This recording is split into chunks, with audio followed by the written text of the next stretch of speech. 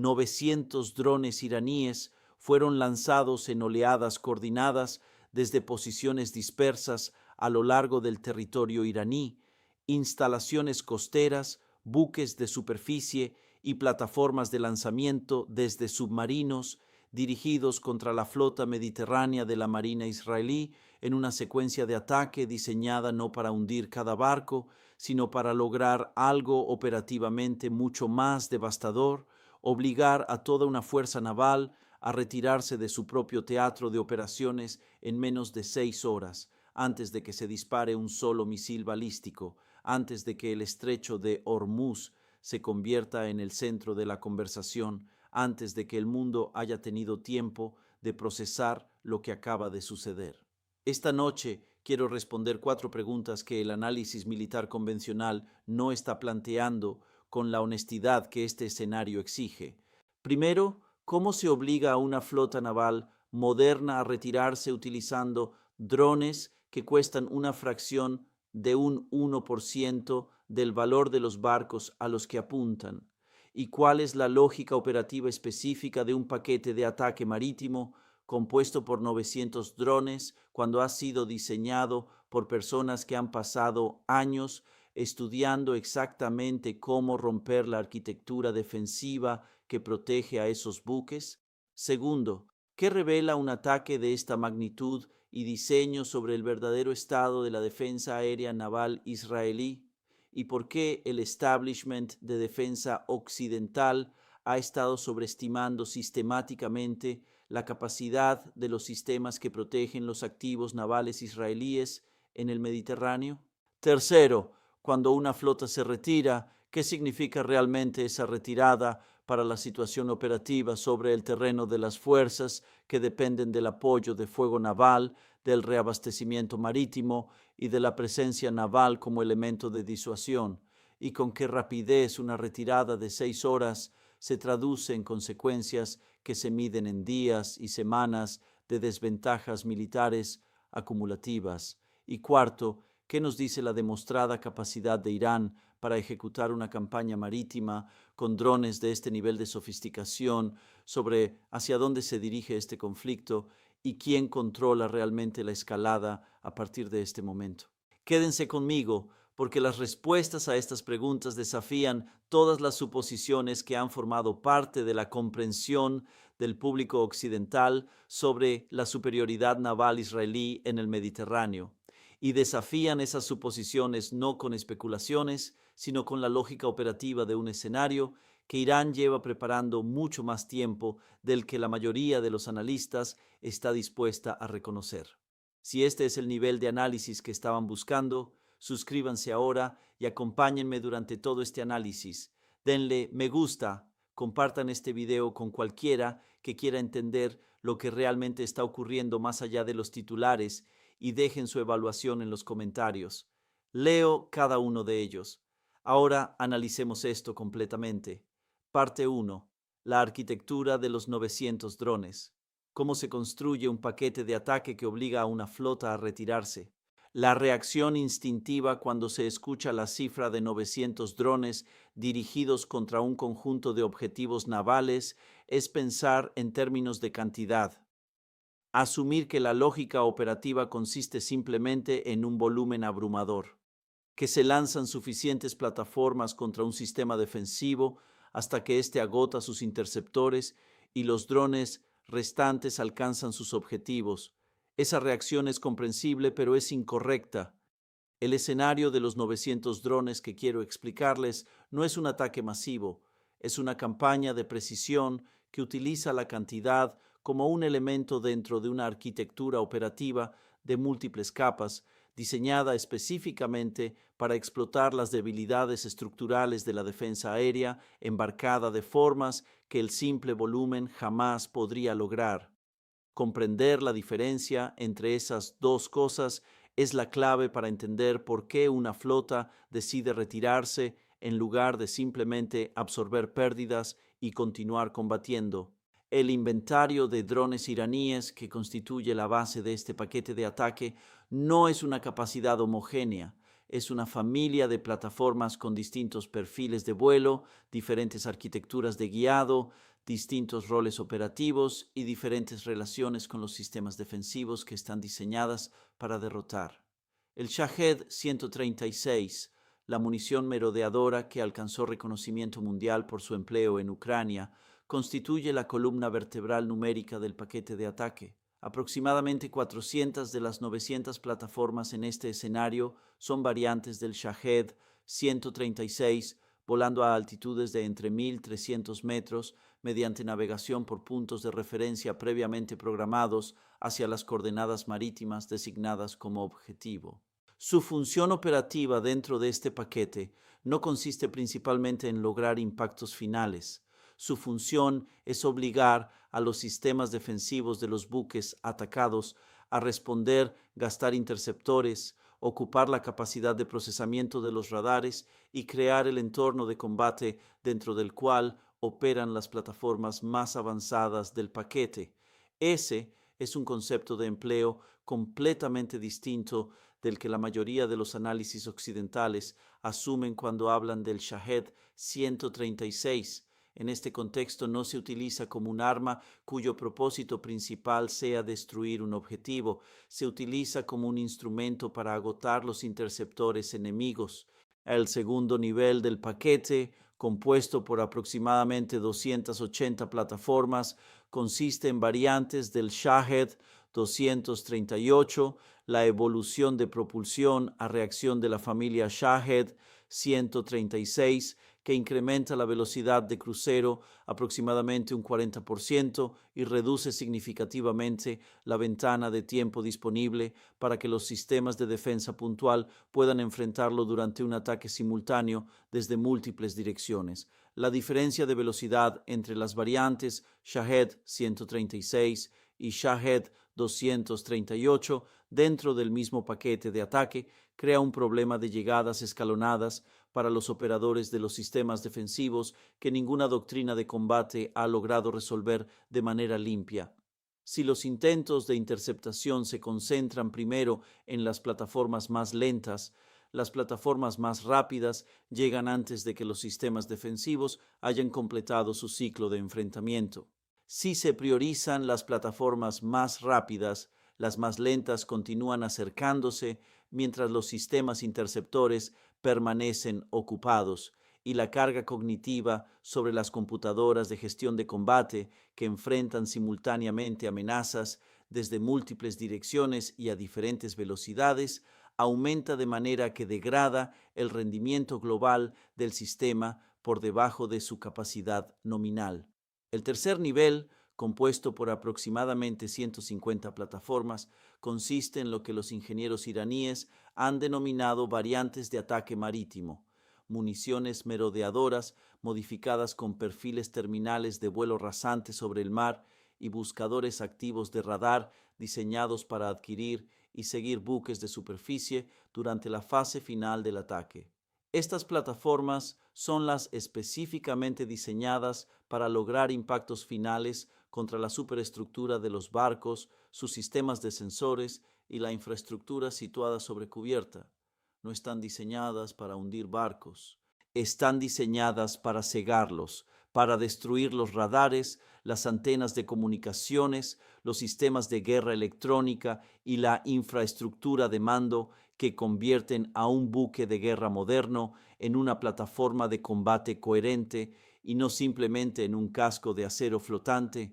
Un barco que ha perdido su conjunto de sensores no es simplemente un buque dañado, es un buque ciego, y un buque ciego en un entorno marítimo disputado, rodeado por nuevas oleadas de drones que ya no puede detectar, deja a su comandante con una sola opción racional.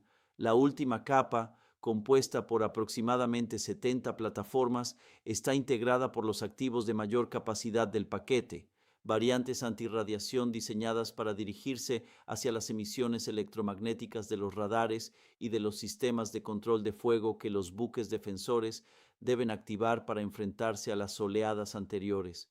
La lógica operativa de incluir drones antirradiación en un paquete de ataque marítimo es tan elegante como brutal. Los buques defensores deben activar sus radares para enfrentarse a la amenaza entrante. Al activar esos radares, generan precisamente la firma electromagnética que las plataformas antirradiación utilizan para localizar su objetivo. El acto defensivo de responder al ataque se convierte, al mismo tiempo, en el acto que guía a las plataformas más letales del paquete hacia los sensores más críticos del buque. No existe una solución para este problema que no implique aceptar una degradación de la capacidad de interceptación guiada por radar o aceptar un ataque antirradiación contra los sistemas de sensores activos. Los planificadores iraníes no incluyeron esas 70 plataformas como un complemento de última hora.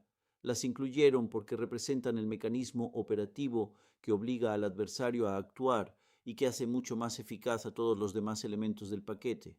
La arquitectura de lanzamiento de este paquete es tan importante como su composición.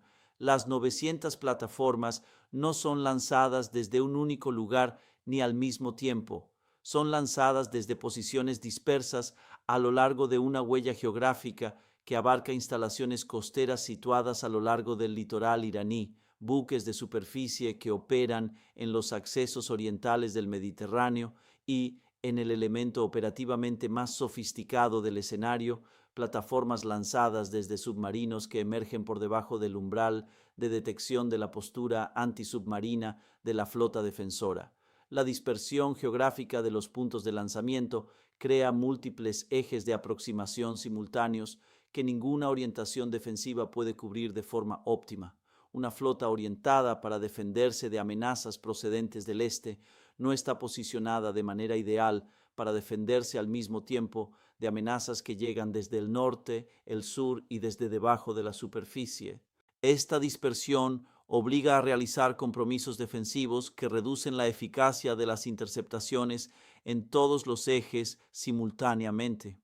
La arquitectura temporal de la secuencia de lanzamiento está diseñada para comprimir el tiempo disponible para que los sistemas defensivos reaccionen.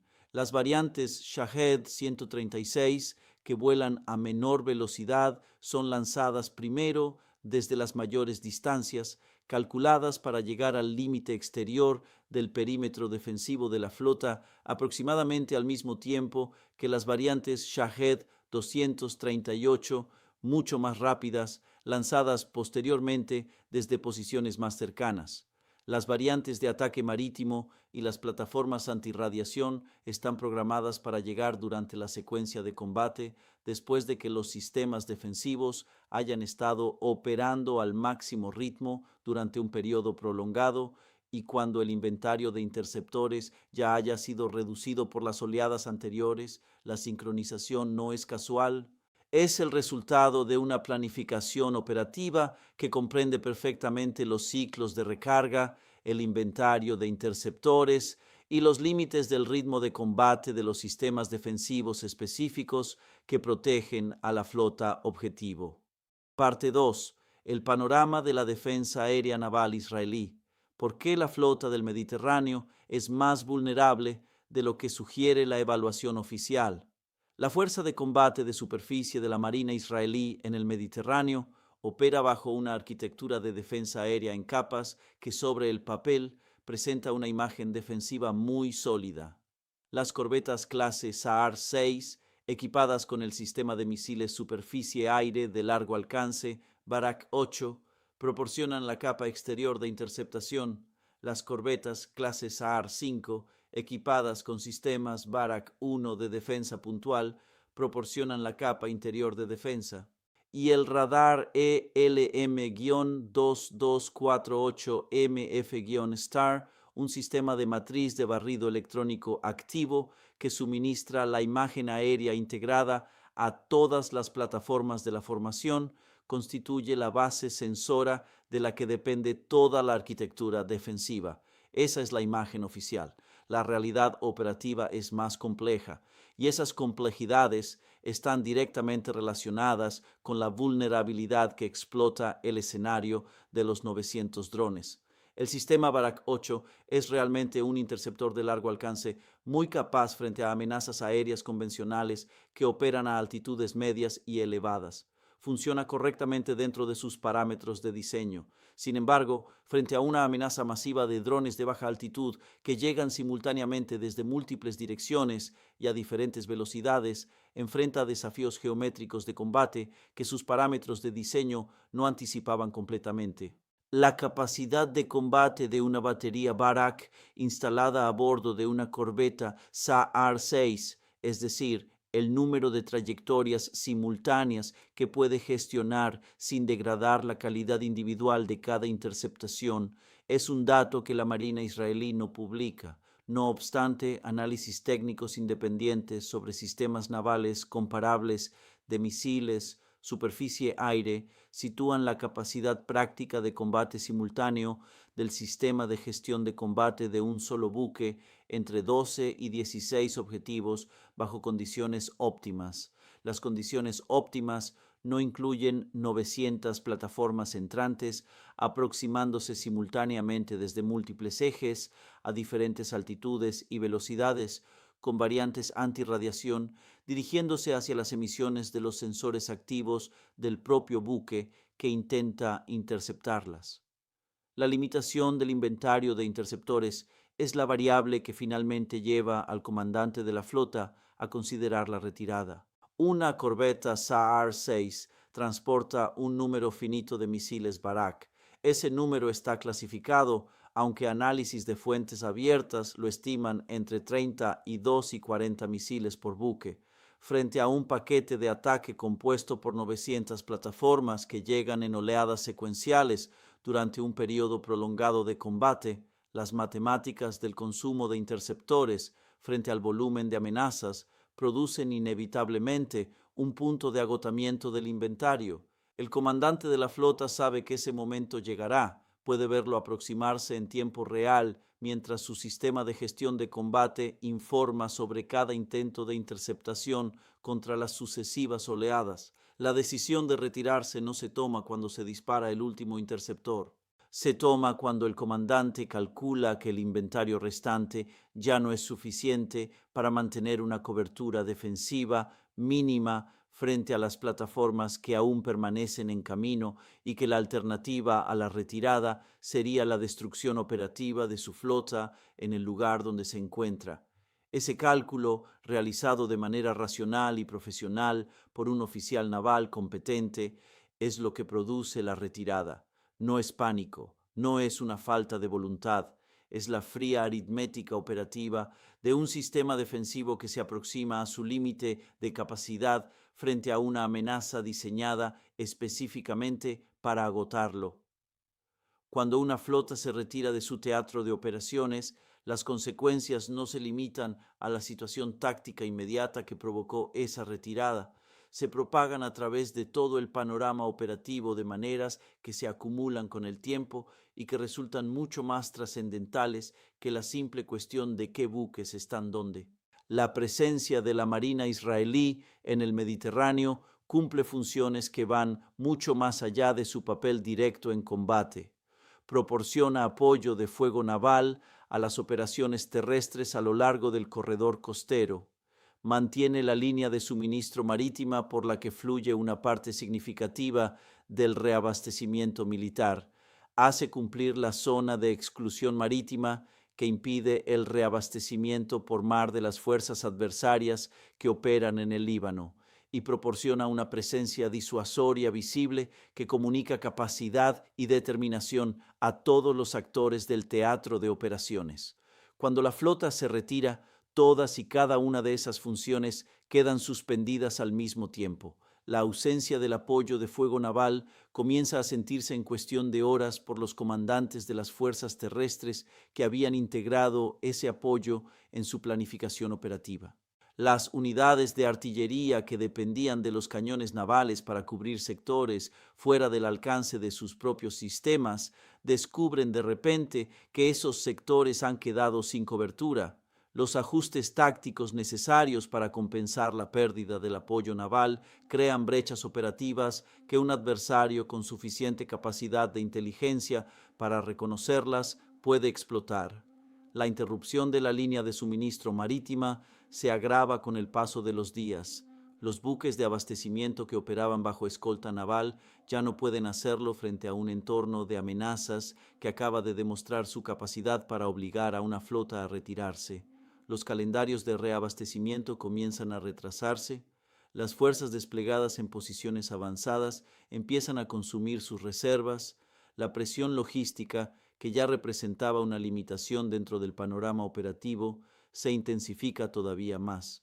La zona de exclusión marítima deja de existir en el mismo momento en que la flota encargada de hacerla cumplir abandona el área. Los planificadores logísticos de Hezbolá, que han estado observando la situación operativa en el Mediterráneo con la misma atención que cualquier organización militar competente dedica a las vulnerabilidades de su adversario, se han preparado precisamente para ese momento. La oportunidad creada por la ausencia de la flota no se desperdicia, y la señal de disuasión que transmite esa retirada a todos los actores que observan el teatro de operaciones constituye la consecuencia más importante de todas.